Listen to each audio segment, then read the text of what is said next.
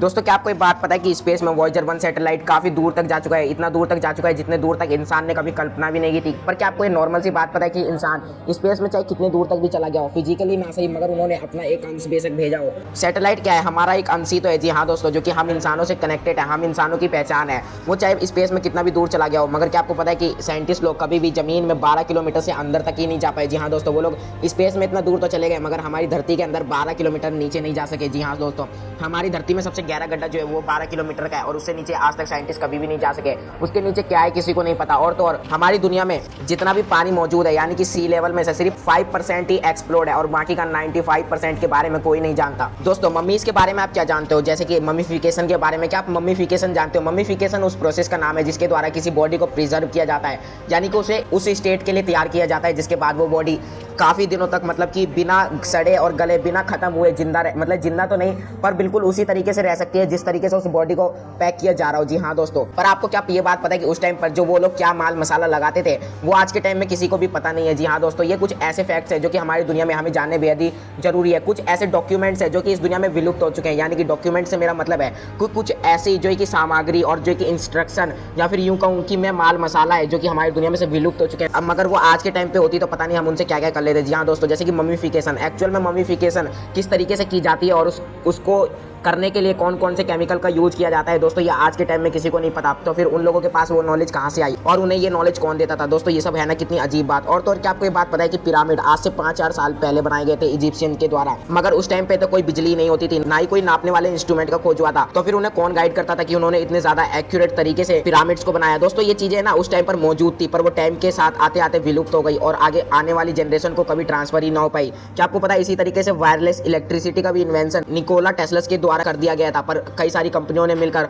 उस राज को विलुप्त कर दिया। जी हाँ दोस्तों, वो जो एक डॉक्यूमेंट होता है ना जिसमें सब चीज लिखा होता है कि किस तरीके से क्या करना पड़ता है इलेक्ट्रिसिटी बनाने के लिए। आज तो ये पब्लिकली अवेलेबल है कि आपको इलेक्ट्रिसिटी बनाने के लिए क्या क्या करना पड़ेगा। आप आलू से भी इलेक्ट्रिसिटी बना सकते हैं। पर क्या आपको पता है कि वायरलेस इलेक्ट्रिसिटी भी बनाया जा सकता था, मगर कई सारी कंपनियों ने अपनी प्रॉफिट के लिए उसे कभी आगे ट्रांसफर ही नहीं होने दिया, उसे दबा दिया। जैसे कि वाटर से चलने वाली कार। जी हाँ दोस्तों, कई लोगों ने वाटर से चलने वाली कार को सक्सेसफुली बनाने में एकदम सक्सेसफुल हो गए थे, वो सिर्फ 1% रह गए थे। उसके चलते डीजल कंपनियों ने उनके ऊपर प्रेशर बनाकर या तो उन्हें मरवा दिया या फिर अपने प्रॉफिट के लिए वो जो डॉक्यूमेंट जो उन्होंने तैयार किया था कि आखिर किस तरीके से पानी से गाड़ी चलाई जाए, उस डॉक्यूमेंट को इधर उधर विलुप्त कर दिया ताकि उनका प्रॉफिट कभी खत्म ना हो। दोस्तों ये कितनी अजीब बात है ना कि लोग अपने प्रॉफिट के लिए क्या क्या करते हैं। इसी तरीके से पुरानी टाइम की बहुत सारी ऐसी अनएक्सप्लेन्ड स्टोरी है जो कि किसी को नहीं पता। जैसे कि मैंने आपको पिरामिड का और इजिप्शियन का एग्जांपल दिया जो कि कभी भी आने वाले जनरेशन को ट्रांसफर ही नहीं हुई, वरना अगर ये हुई होती तो काफी मजा आता। और क्या आपको ये बात मालूम है कि जो टेस्ला गाड़ी है वो जो कि इलेक्ट्रिसिटी से चलती है, पर बहुत लोगों का ये मानना है कि वो जिस इलेक्ट्रिसिटी से चलती है उसको बनाने के लिए जनरेटर का यूज किया जाता है और वो जनरेटर में तो डलता डीजल ही है, तो फिर काहे का नॉन पॉल्यूटिंग कार। जी हाँ दोस्तों, क्योंकि दोस्तों उसमें आखिरकार कहीं ना कहीं डीजल का इस्तेमाल तो हो ही रहा है, चाहे डायरेक्ट ना सही पर उसके जनरेटर के द्वारा तो हो ही रहा है जो कि उसको बिजली प्रदान करता है। पर मैं आपको बता दूं ये बात पूरी तरीके से सच नहीं है। जी हाँ दोस्तों, जो जनरेटर है उसको बिजली प्रदान का प्रयोग तभी किया जाता है जब बिजली खत्म हो गई हो। जी हाँ दोस्तों, यानी कि बिजली अवेलेबल ना हो और जो कि इमरजेंसी में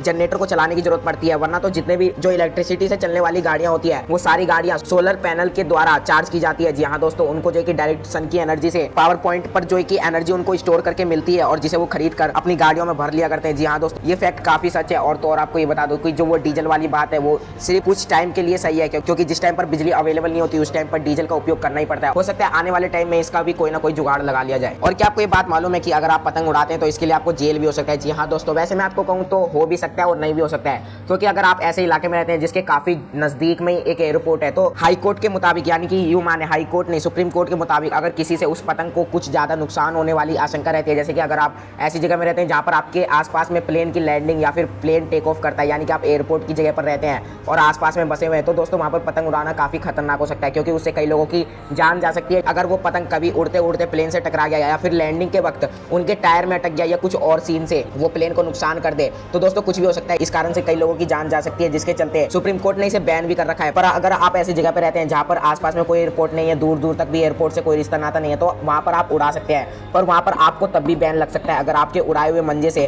किसी का गला कटता है या फिर किसी को ऐसा नुकसान होता है जो कि काफी ज्यादा उसको नुकसान पहुंचाता है। जी हाँ दोस्तों, ऐसे कंडीशन में अगर आपने पतंग उड़ाकर किसी का नुकसान किया है तो आपको 2 साल की जेल के साथ साथ 10 लाख रुपए जुर्माना भी भरना पड़ सकता है। दोस्तों ब्लैक होल को तो जानते ही हैं सब लोग, जो कि स्पेस के दानव होते हैं, यानी कि मॉन्स्टर। पर क्या आपको ये बात पता है कि जब 2 ब्लैक होल मिलते हैं तब क्या होता होगा? जी हाँ दोस्तों, तो मैं आपको बता दूं, जब 2 ब्लैक होल मिलते हैं, चाहे फिर उनमें से एक ब्लैक होल बड़ा हो और दूसरा छोटा, या फिर दोनों एक साइज के हो, या फिर जो पहला वाला है वो बड़ा हो और जो दूसरा वाला है वो छोटा, उस बात से कोई फर्क नहीं पड़ता। वो दोनों ब्लैक होल एक दूसरे के अंदर मिलेंगे और अलग हो जाएंगे। पर क्या आपको ये बात मालूम है इंटरमिशन मूवी के अंदर जो ब्लैक होल को दिखाया गया उसे बिल्कुल एक्यूरेट माना जाता है। जी हाँ दोस्तों, क्योंकि उन्हें बहुत सारे साइंटिस्टों के और फिजियोथेरेपिस्ट के द्वारा बनाया गया है, जिसका मतलब उनकी सलाह से बनाया गया। और तो और आपको बता दूं उसके एक मतलब वो जो 3 से 4 मिनट का आपको इंटरमिशन मूवी के अंदर ब्लैक होल दिखाया जाता है ना, वो सबसे ज्यादा एक्यूरेट इसलिए माना जाता है क्योंकि क्या आपको एक बात पता है कि उसके 1 सेकंड को बनाने के लिए मतलब उसके अंदर टोटल 3 से लेकर 4 मिनट तक का आपको ब्लैक होल का सीन नजर आता है। पर क्या आपको पता है उसमें 1 मिनट में 60 सेकंड होते हैं और 60 सेकंड में से सिर्फ 1 सेकंड को बनाने के लिए उस मूवी में दोस्तों कई घंटों की मेहनत लगी है। जी हाँ दोस्तों, तब जाकर उसे इतना एक्यूरेट बनाया जा चुका है। मैं आपको बता दूं कि उस